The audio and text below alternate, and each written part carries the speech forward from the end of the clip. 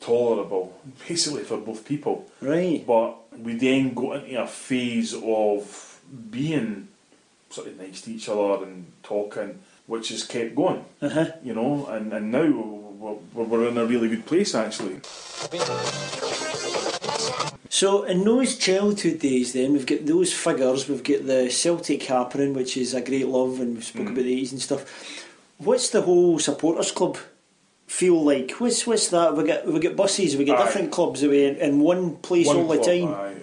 I was in Edinburgh about one C.S.C, which was founded by my grandfather back in the day, which was in a pub called the Green Tree, right, in the Cowgate, which is Little Island in Edinburgh. James Connolly was born, right, and all that kind of thing. Now, at the time, a lot of the guys drank in a pub called the Scotsman, which is in Coburn Street. Right. That would be my father's generation when he was in his 20s and all that, right? And that, they would always say there used to be an army pub. That's where the British Army used to go for a drink. And you speak to them now, say, aye, until we fucking go there. That's what they were like. And I'm talking about guys, Frank Meekin, Todd Sweeney, Brian McCauley, John Slavin, who's Jim Slavin for the Colony Society. John Slavin was my father's best friend. Right. And so that's how I knew Jim for years and stuff, and I know John very well. But my grandfather founded the number one bus. They'd come out the Green Tree, and at that time, Richard, there wasn't even an M8. So getting to Celtic Park, I think they called it the Edinburgh District bus at the time, and getting to Celtic Park was about 3 hours for Edinburgh. Came through all the back roads and all that kind of thing and whatever. And my father was born in 1946, New Year's Day 1946. My uncle used to say, I was at the game that day, I never know what we were celebrating, And he, because of the aspect of, money and travel not being as easy, my father actually started going to watch Celtic when he was 12 from Edinburgh, which was 1958. Bloody hell. So from 1958 to 65 they won a thing. And he used to say that, they were lean years, you know what I mean? They were lean years. And if you talk to guys that watched Celtic in the early 60s, they would say, we never get as bad as that. It's so bad, And then, boom, 65 they win the cup. My father used to say it all the time, he says 65 win the cup, 2 years later we're the best team in the world. Just like that. He said, try and imagine that. Exactly. And the other thing he used to say about it was, old man was a big Beatles fan. Right. And certainly obviously won the European Cup 25th of May 1967. On June the 5th 1967, Sgt. Pepper's came out. Alright. And the Celtic obviously won the European Cup on a Thursday. The Monday that they were leaving to go to Lisbon, on the radio he heard Sgt. Pepper's Lonely Hearts Club Band, the actual intro song. Right. And he used to say all the time, when I heard that song, I knew we were never going to get beat. And I used to think, so in 67, he's 21-year-old, got to watch Celtic in the European Cup final, Beatles just released Sgt. Pepper's. What a fucking time to be alive. Wow. You know what I mean? It doesn't really get any better than that. That's no bad. My granddad used to have this thing, Richard, where he would be sitting in a chair very similar to this, or just a basic armchair. Right. And he used to drink Carlsberg Special. Oh, jeez. No messing about. And when he wasn't in that chair, when he was in that chair, he used to have the big paper, because all the papers were huge at the time. That's right. He'd have the big paper like that, and he would, as grandkids and stuff, would creep up on him, and he'd pretend not to see us, and just at the point where he would get there, he would rustle the paper, and we'd all run back, right? And then every so often you'd just see the hand going down to the side, and brilliant. That was a can of Carlsberg Special. So is that the gold cans? Oh, aye. It wasn't it? Aye, my gran was the same actually, funnily enough. Aye. And drinking away. So any time we went to the toilet or whatever, we'd be like, right, we'll go and get the cans, that kind of thing, right? And we could never find these cans. Never. And then he would come back and we'd all run away, sit down, and there, where the fuck? So he must have a compartment in that chair or something, like, secret cupboard. And so I grew up on all the stories of how great Celtic were. Right. New Year parties, because the New Year parties are a big thing. It was always in their house, the 70s through the 80s. Right. And I really missed that, to be honest, because the things I always remember about it, Richard, was it was never a Hogmanay party. It was always New Year's Day. Ah, right, okay. And so inevitably we'd play Rangers. And then the night before would be Scotch and Rye on the telly. Of course, Those aye. were, and inevitably Rangers would get slagged in Scotch and Rye. Yep. For no signing Catholics and so on. Aye. Ricky Fulton, whoever. And then we'd go to the game, and then we'd come back to the big family party. Right, And okay. it was just magical. That's one hell of a day. Oh, it was magical. The soup would come out, the broth, all that kind of thing. We're talking. You were never without a drink for about 3 seconds. Straight in your hand. Ashtrays were emptied quickly. All that sort of thing. Everybody smoked at that time. That's right. I was young, but What they say about smoke. and it would, start off the usual story. We'd all talk about the game. Oh, easy. Too easy against this mob. That's that kind of thing. Right. And then it would start to get louder, and people would get more drunk and all that kind of thing. Then the kind of melancholy aspect would come in. Somebody would sing John Thompson, somebody would beat him, and that's how it kind of went. I mean, I'll never forget one of the times at these New Year's parties, Richard, when I was about probably 10-year-old, my Uncle Francis' daughter was going out with a guy, Graham, who was a Rangers fan. Didn't go doing well. So we're all in the hall as grandkids pissing about, and Graham, this boy, goes to the toilet, and he comes back, and he, for whatever reason, slaps me across the face. And I can still feel it to this day. It was a hard slap, and I don't know why he done it, but of course I'm like, ooh, what's happening? Commotion. Old man walks out, bang. That was him finished. End of. And so everybody's looking at my Uncle Francie because that's his, and he's like, well, what do you expect? And to be honest, I think Francie didn't even hear the story. He just thought Rangers fan. That's all I've got to. That's it, I wish somebody would tell him. Aye. And funnily enough, my cousin Patricia is still married to the guy. Seriously? So, Bloody hell. He did actually wake up for being knocked out. Eventually, you know what I mean? Carry on. But that was kind of how it was. But it's weird, like, because at that time, even though there was all that commotion and all that kind of thing, it wasn't like the whole party stopped, everybody's got to leave. It was like, right, we want to drink again? And then boom, straight back onto it.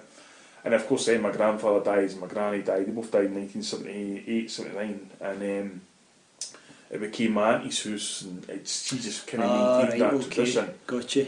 And even now, and I didn't see a lot of them now, that my father's sisters, Mary and Kathleen, they stay in Dalgety Bay in Fife. When I see them, I can always feel that warmth. You know, what I would describe as them is they are Celtic people. No, they didn't necessarily go to the games, but they just believe that kind of way. Right. Celtic is our team, everything else is secondary. So, what point does the Celtic supporter become a writer? Can you remember, was it one of the books? Was it an article? Was it a blog thing? Was it an essay? It was an article. Actually, what happened was, in December 1999, I was kind of unemployed. I'd just been working for this organisation called Portal Partnership, doing surveys about the area.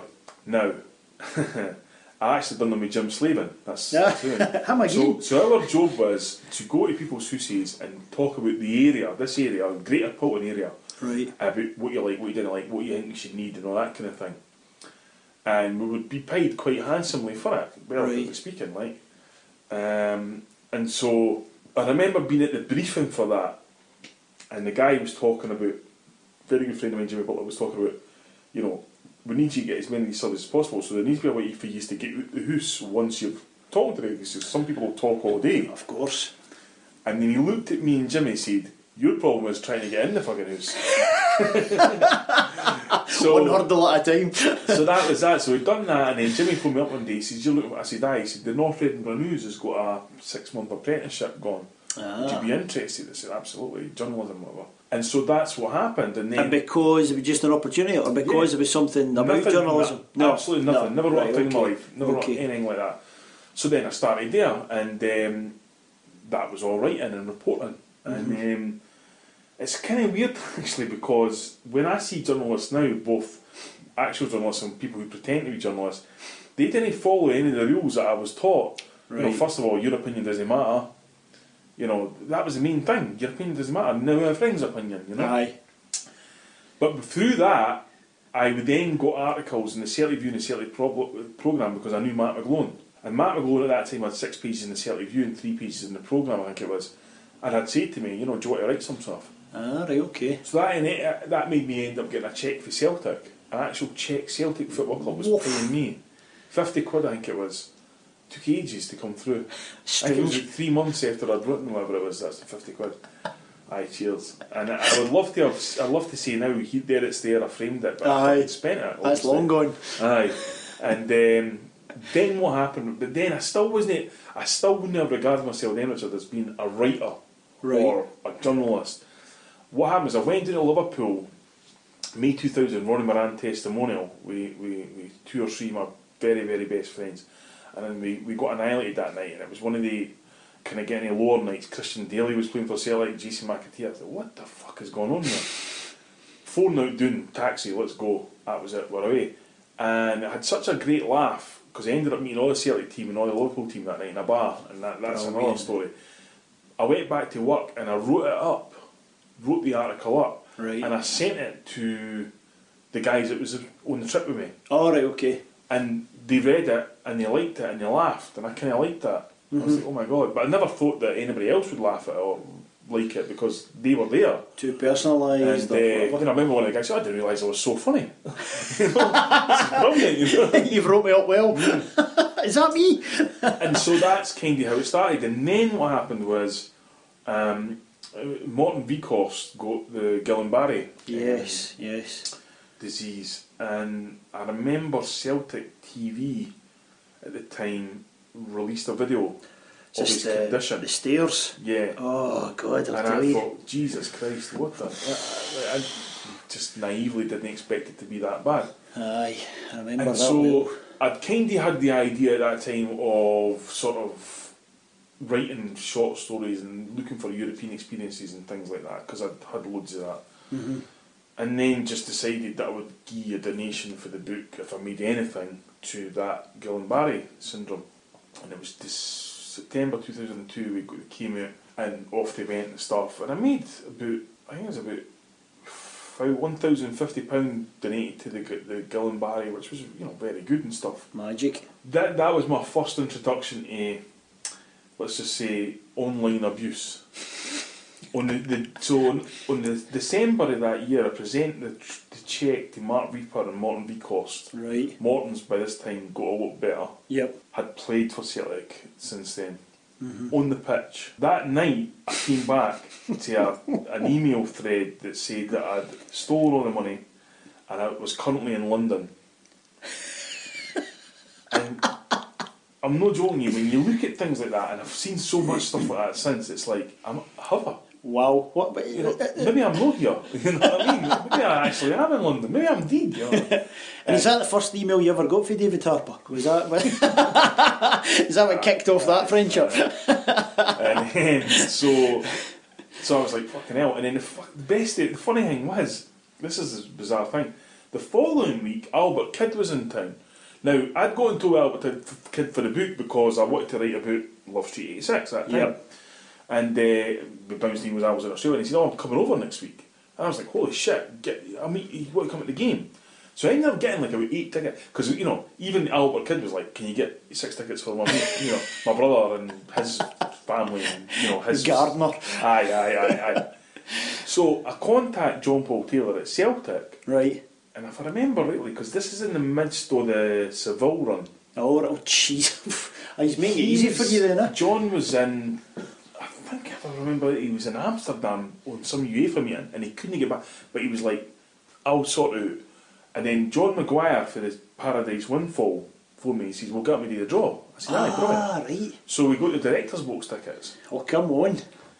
So 2 weeks in a row, I'm fucking on the park. Hello. Although I didn't go straight on the park this time because I thought, you know, let Albert get on, you know, and he was that baldy dick going on the And it was fucking really surreal because I remember Albert, the guy introduced Albert as being the greatest player that never played for Celtic. Right.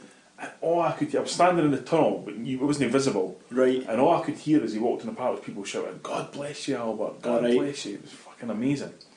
What did he say about that day to you? He came off that pitch that day and he was just like, that was absolutely brilliant. Aye.